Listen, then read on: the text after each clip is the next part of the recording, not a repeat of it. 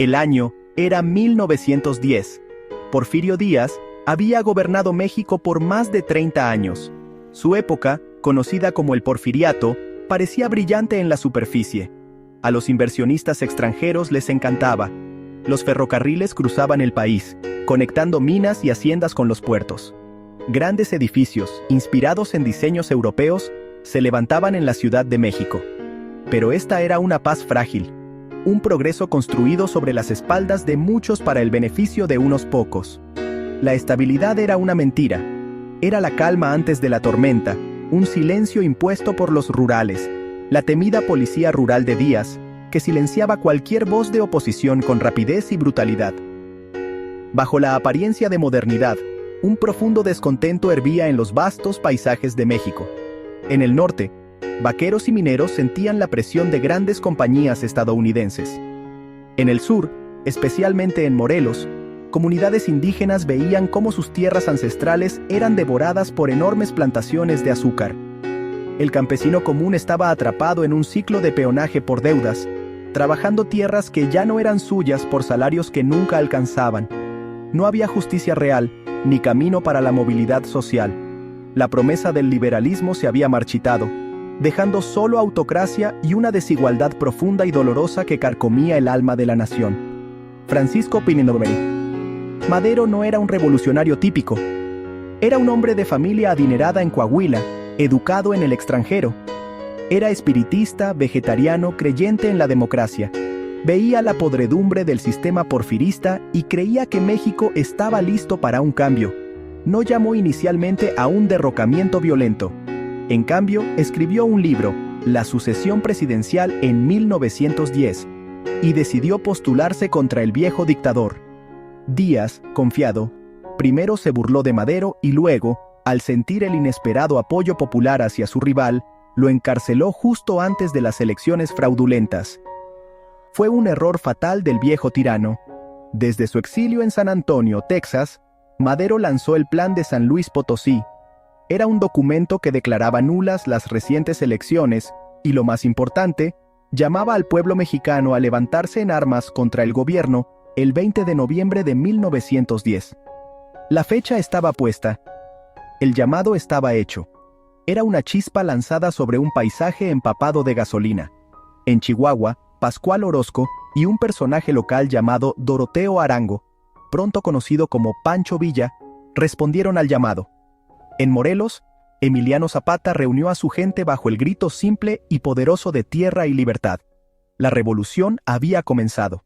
No era un solo movimiento, sino muchos, una convergencia de frustraciones que finalmente estallaban.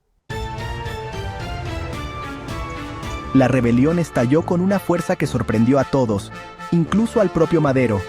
En el norte, la división del norte de Pancho Villa se convirtió en una fuerza legendaria.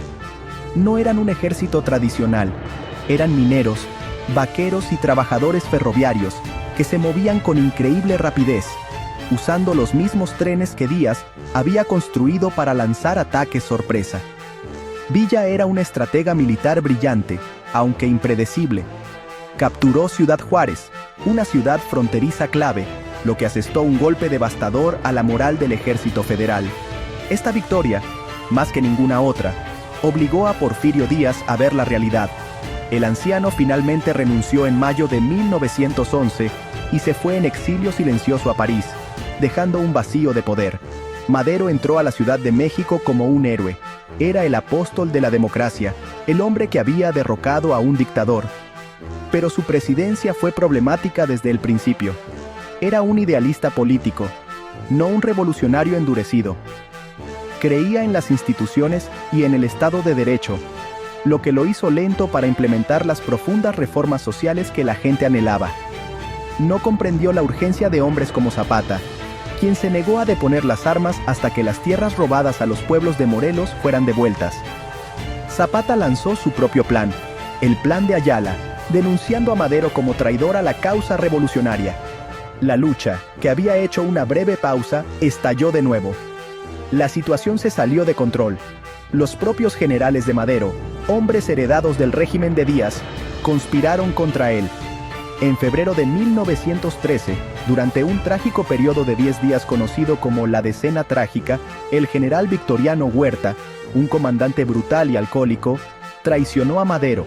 Con la aprobación tácita del embajador estadounidense, Huerta tomó el poder.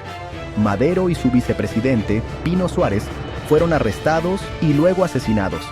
El golpe sumió a México en una nueva y aún más sangrienta fase de la guerra civil.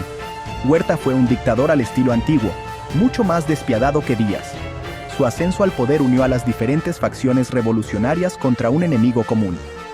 Desde el norte, Venustiano Carranza, gobernador de Coahuila, surgió como nuevo líder de la oposición. Creó el ejército constitucionalista para restaurar el orden, con Villa y otro brillante general, Álvaro Obregón, como sus principales comandantes. En el sur, Zapata y sus fuerzas continuaron su incansable guerra de guerrillas por la reforma agraria. Por un tiempo, estuvieron unidos en su objetivo de derrocar a Huerta. La presión combinada fue demasiada. La división del norte de Villa ganó batallas decisivas, mientras Obregón avanzaba desde el occidente y Zapata controlaba el sur. Para julio de 1914, Huerta se vio obligado a huir del país, igual que días antes que él. Pero con el tirano fuera, los vencedores se volvieron inmediatamente unos contra otros, y el ciclón de la revolución continuó su camino destructivo.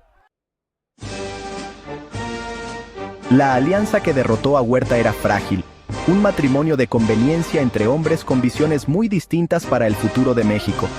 El conflicto se convirtió ahora en una guerra entre los ganadores. Por un lado estaban los convencionistas, Pancho Villa y Emiliano Zapata, quienes representaban el ala más radical y agraria de la revolución. Buscaban un cambio social inmediato y profundo, priorizando la redistribución de la tierra por encima de todo. Por el otro lado estaban los constitucionalistas, liderados por el pragmático Venustiano Carranza y su brillante general, Álvaro Obregón. Ellos imaginaban un Estado central fuerte, una nación moderna gobernada por un nuevo marco legal que respondiera a las demandas sociales, pero también garantizara la estabilidad y la soberanía nacional. La lucha que siguió fue de las más brutales de toda la revolución. La caballería de Villa, tan efectiva contra los federales, encontró su igual en las tácticas militares modernas de Obregón. En la batalla de Celaya en 1915, Obregón utilizó trincheras, alambre de púas y ametralladoras para diezmar a la división del norte de Villa. Fue un punto de inflexión. El ejército de Villa quedó destrozado y él se vio obligado a volver a la guerra de guerrillas en las montañas de Chihuahua. Zapata, aunque nunca fue realmente derrotado en Morelos, quedó aislado y contenido. Los constitucionalistas, bajo el liderazgo político de Carranza, lograron el control militar del país. Con una aparente paz establecida, Carranza convocó a un Congreso Constituyente en la ciudad de Querétaro a finales de 1916. Su intención inicial era simplemente reformar la antigua Constitución Liberal de 1857. Sin embargo, los delegados reunidos no estaban interesados en una mera reforma. Eran los hijos de la Revolución, generales, intelectuales y líderes obreros que habían presenciado el sufrimiento y la injusticia de primera mano. Impulsaron un documento mucho más radical, uno que plasmara los ideales sociales de la revolución directamente en la ley suprema de la nación. Estaban decididos a que los sacrificios de los últimos años no fueran en vano. El resultado fue la Constitución Mexicana de 1917, uno de los documentos legales más progresistas del mundo en ese momento. Fue un plan revolucionario para un nuevo México. El artículo 27 declaró que toda la tierra y los recursos del subsuelo pertenecían a la nación, sentando las bases para la reforma agraria y la posterior nacionalización de la industria petrolera. El artículo 123 estableció un conjunto integral de derechos laborales, incluyendo la jornada de 8 horas, un salario mínimo y el derecho a huelga. El artículo 3 mandó la educación pública, gratuita, obligatoria y laica. Esta constitución fue el mayor triunfo de la revolución, una promesa de justicia social escrita en la ley, que preparó el escenario para el desarrollo del país durante el siguiente siglo. El fin del conflicto armado no trajo paz ni prosperidad de inmediato. Los años 20 fueron una época de reconstrucción y continua inestabilidad. los grandes líderes revolucionarios tuvieron finales violentos. Zapata fue asesinado en 1919, Carranza en 1920, Villa en 1923 y Obregón en 1928. Sin embargo, los ideales por los que lucharon quedaron consagrados en la Constitución y los gobiernos posteriores se vieron obligados a atenderlos.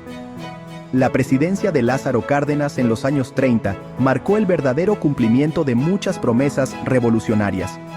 Cárdenas llevó a cabo una redistribución masiva de tierras, entregando millones de hectáreas a las comunidades campesinas, y en 1938 nacionalizó la industria petrolera, un acto poderoso de soberanía nacional basado en el artículo 27. Estos cambios transformaron profundamente la sociedad mexicana. La revolución desmanteló la vieja oligarquía porfiriana y dio origen a un nuevo sistema político, dominado por 70 años por un solo partido, el Partido Revolucionario Institucional. Este partido, con todos sus defectos y corrupción posteriores, nació de la revolución, y durante décadas, su legitimidad se basó en ser el heredero de Zapata y Villa. La revolución también forjó una nueva identidad nacional. Creó una cultura que celebraba la herencia indígena y mestiza de México, un orgullo visible en los grandes murales de Diego Rivera y David Alfaro Siqueiros, que contaban la historia de la lucha en muros públicos para todos. La influencia de la revolución no terminó ahí. Creó instituciones que definieron el México moderno, desde escuelas públicas y sistemas de salud hasta empresas estatales. Fomentó un nacionalismo profundo y cierto escepticismo hacia la intervención extranjera, especialmente de Estados Unidos. Aunque el sistema de partido único eventualmente dio paso a una democracia multipartidista en el año 2000, los principios fundacionales de la revolución siguen siendo la base del discurso político.